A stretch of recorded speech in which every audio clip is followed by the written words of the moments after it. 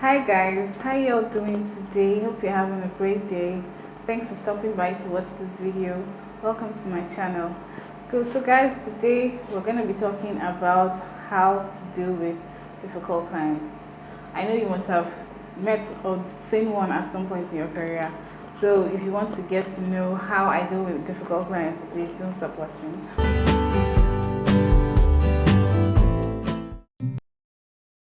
I've come to realize that some of the people we think are difficult may not necessarily be difficult.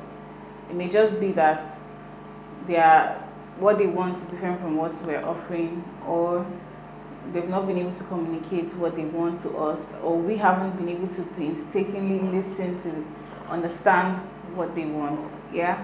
So by the time we're done with the job, the whole process is just somehow, and you just feel this client was difficult. Sometimes the client may not necessarily be difficult, but that doesn't mean we don't have people that are difficult.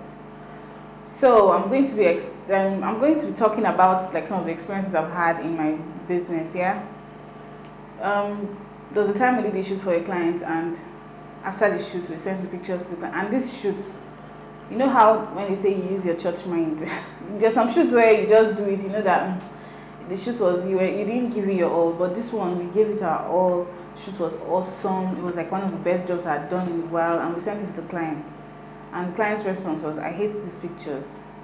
Like that can break anybody. Like that was a very painful feedback. Yeah. But when I got that feedback, my natural response was to just be upset. Like, how would she just say that after we did it? But then I had to just calm down to listen. Okay, what don't you like about the pictures? And she goes, I just feel they're not as bright as I want. I just feel they're not as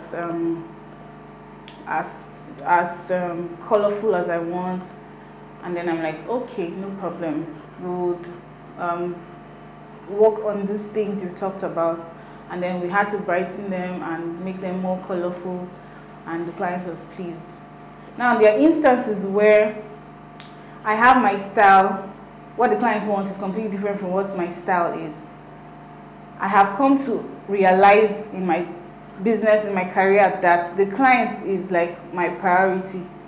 It shouldn't always be about me and my style. But then again, you still have to have that firm. Okay, so now when you're putting out work on Instagram, wherever you're putting out work, you're showing people what you can do, what resonates well with you. If a client is insisting you edit a certain way and it doesn't resonate well with you, you don't have to put that on your page, because what you put on your page is how people will perceive you. That's your portfolio, and that's what people will see as your work and your brand. So if the client is saying, no, I want my pictures so colorful, so bright, and that's not your thing, you can do it for the client. It is so okay to do it for the client. Yeah, do it for the client, edit it the way the client wants it, and give it to the client. You don't have to even post those kind of pictures on your page if it doesn't resonate well with your brand. Now you can now meet the clients that the client, okay, maybe before the shoot you sent the clients maybe like some inspiration.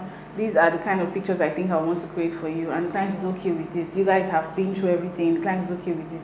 And then after the shoot, the client sees the pictures and she goes, I don't like the pictures. What are the issues? She cannot tell you what the issue is. Now those ones can scatter my head, because what exactly is the issue? You can't even say what the issue is. And then you try to suggest, okay, is it too dark? Should I make it brighter? No, I don't think, no, it's not too dark. That's not the issue. And maybe it's dark. You're just not saying anything. Is it too, okay, what exactly is the issue? They can't say what the issue is. Now you have sent them the images, yeah? They have downloaded the images, and then they come with all this. They cannot even tell you what the issue is with the photos. And then they keep complaining, and you're trying to help. Okay, what can I do? And some of them will say, in fact, I just need a refund. Somebody did that to me one time. Like, I legit did the shoot, sent out her pictures, and she came with one story or the other, and eventually I had to do the refund. And guess what? She posted the pictures, so the lessons learned. Like, I will never do that again. She still used the images. Images you seemingly had a problem with, you still used it. So I was a fool in the whole game eventually. But anyways, that's not the point.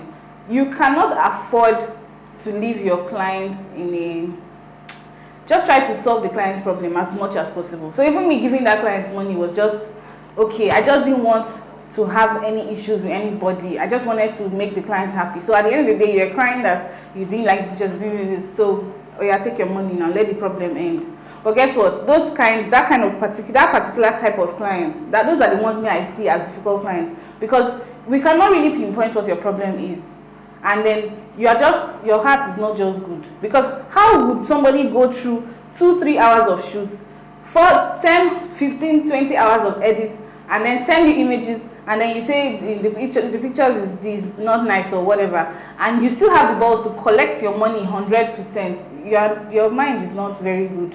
Now, in such cases, if you contact me next time, I would never work for you. I don't know whether it's ethical or not, but those kind of people, I won't work for you. That's different from the people that have genuine complaints.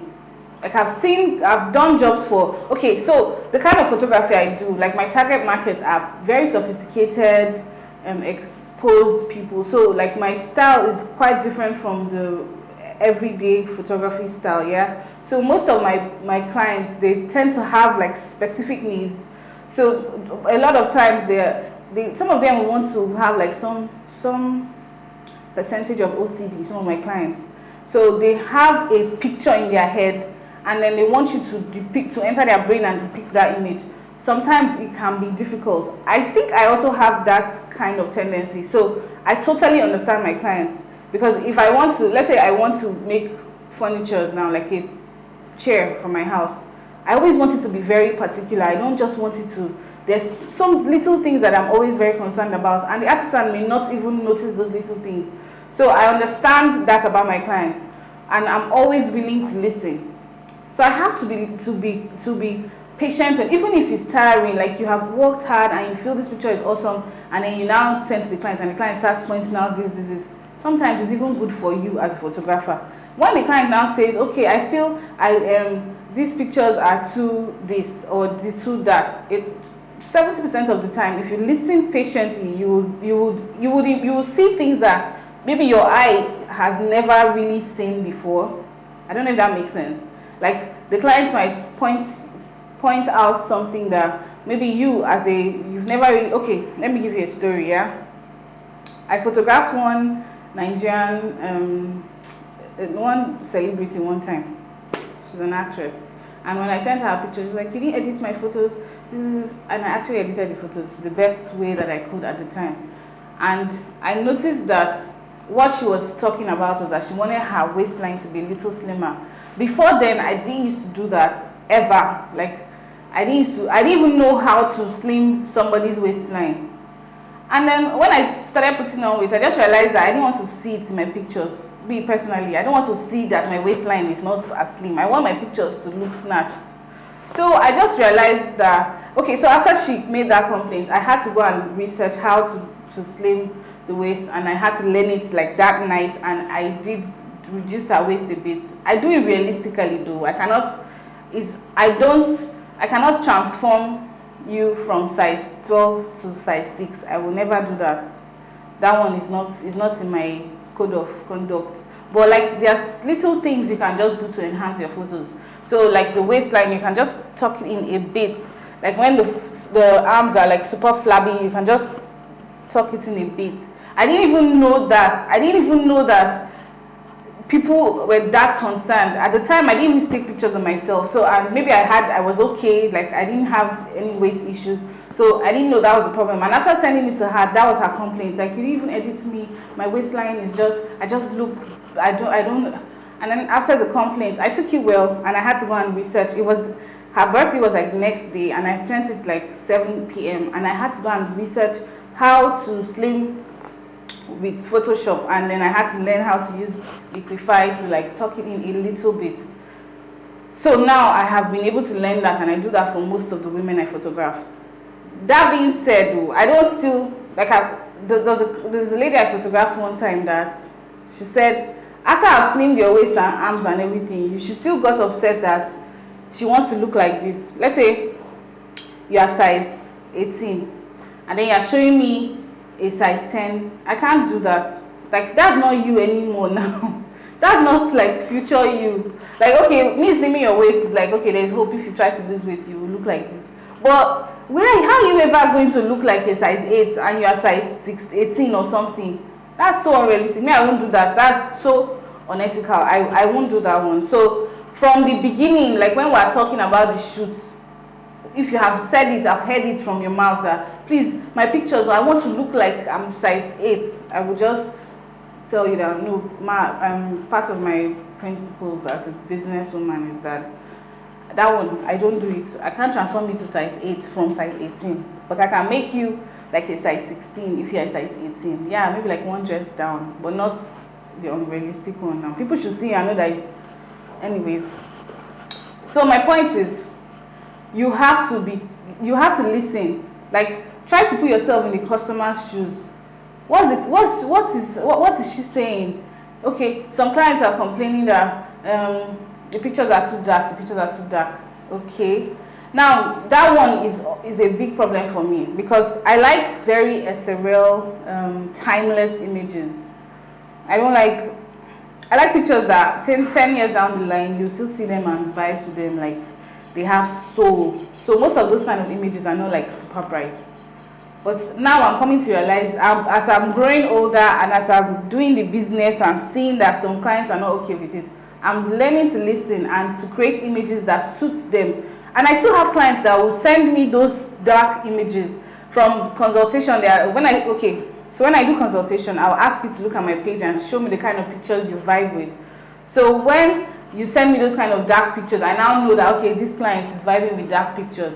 But if you start insisting that, oh, no, I want my pictures bright, because the kind of pictures you see on my page are not necessarily like super bright. If you tell me ahead of time I want bright, airy images, of course I would create those type of images.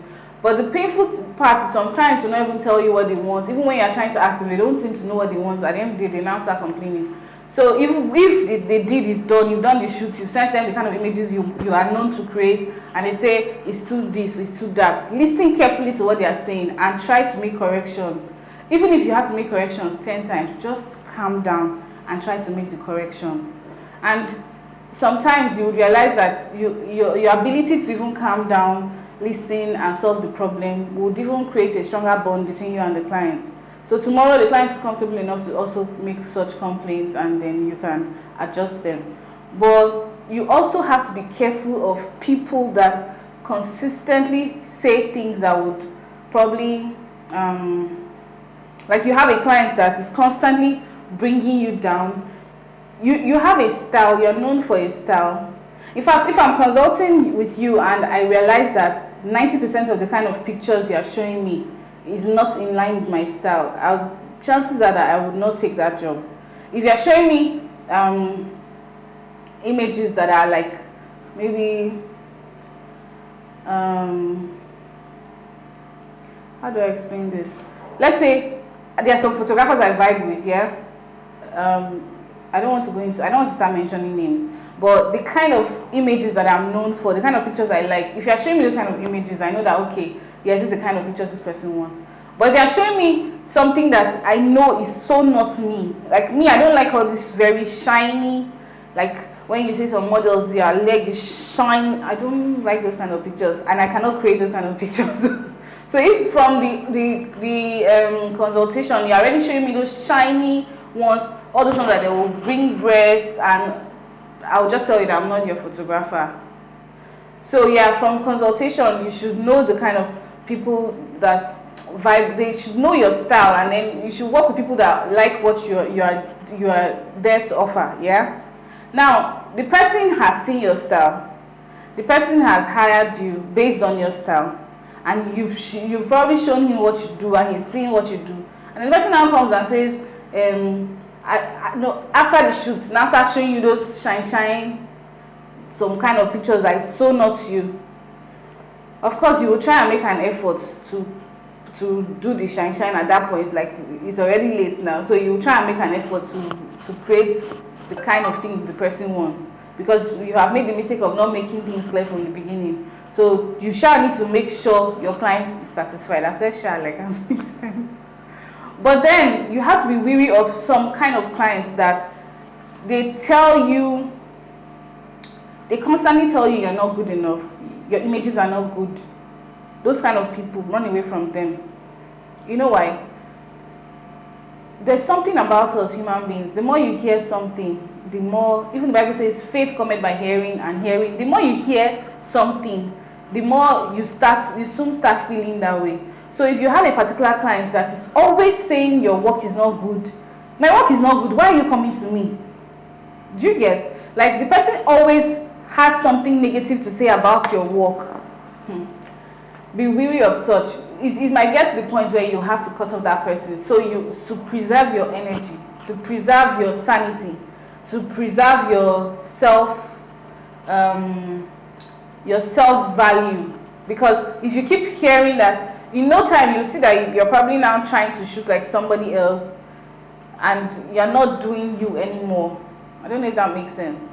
So it's only in such cases where maybe you have to tell the client that, okay, maybe you don't necessarily have to tell the client, but just deliberately be unavailable. Yeah, I've done that a few times. I've been unavailable for some people. Like, I've seen some difficult people, and some that are just borderline. They are just borderline unreasonable. So those kind of people, I won't want to shoot you ever again. And I may not tell you directly that I don't want to shoot you, but I will just avoid you. So if you call me, I'm fully booked, I'm not around, I'm not in the country, I am not in the States or something. So guys, yeah, I'm sounding very playful, but this matter is very serious. This latter part of this thing I'm saying of not being available, and it's just in that 1%, the very difficult ones that constantly make you feel bad about yourself, make you feel bad about your brand. Those kind of people, and those people that you know that it's better you cut off from those people. Those are the only ones you can just manage them well. Be calm, be nice to them. Don't, when you are cutting off, don't be harsh about it, just manage them well. But after that, just fade off. Like, try not to work with those kind of people, but have an open mind to getting negative feedbacks. Exactly. So you should have an open mind to hearing that, oh, I don't like the pictures. You should have an open mind, because the way you are seeing the image is not how the client will see it. Everybody has what they like. Even if it's your style, even in your style, there are still ways to interpret images, even though it's still your style. If you shoot with Mr. A today, you will interpret Mr. B differently, and the client may just want you to interpret Mr. B the way you interpreted Mr. A. I don't know if that makes sense. So just be calm, listen, and then make corrections. Even if you have to make the corrections 10 times, just try to make those corrections. Yeah, and you'd find out that over time you'll be learning on that as well. Like, if you're willing to listen to all these corrections, you'd learn as well. Finally, you also need to be firm, especially when you know what you're doing. Sometimes you need to communicate that to your client. Let me explain this. So you know how sometimes you have this like ethereal white, maybe you did backlight, and then there's white everywhere. That's the vibe of the image. The client might see it and say, is this picture not too bright? Meanwhile, that is actually the vibe of the image. It's your duty to communicate to the client, to educate the client that, okay, this is actually another kind of way that people take images. It may look like you just show her what other top brands have done. Then the client might just say, oh, okay, makes sense, oh, okay. Like, there's sometimes when I shoot maybe Mommy and Me, I like it very soft. It's not a strong, the photo is not sharp. And sometimes, like, is it the picture, is it that it's somehow as if it's not very sharp? And I'm like, that was what I was going for. It's supposed to be a dreamy portrait. And they're like, oh, okay, I get it now. So it's not for you to just get upset that why is she saying the picture is not sharp? You don't need to get upset. Just communicate to the client. And if the client is now still insisting that, no, I want my own to be sharp, you know how to press the sharp button. Just go and press the sharp button. You know, right? So, guys, and in all of this, if you have the Holy Spirit in you, that is the best thing you can do for yourself. because the Holy Spirit helps you to manage situations. Like the Holy Spirit will be telling me, Madam, calm down, especially when the client is not even communicating well and all. So guys, make sure you listen to the Holy Spirit. Please comment down below if you've had any experience with difficult clients. Let's chat in the comment section. Thank you so much. I appreciate all of you. This was a long video. I didn't think it was going to be this long, but it is what it is. So guys, please follow me on Instagram at Photoville Nigeria, at Photoville Babies. Tell me hi on my page. Tell me you're from YouTube. I appreciate you. Yeah, thank you so much. Kindly subscribe, share, like, yeah, all the good stuff. Thanks guys. Bye.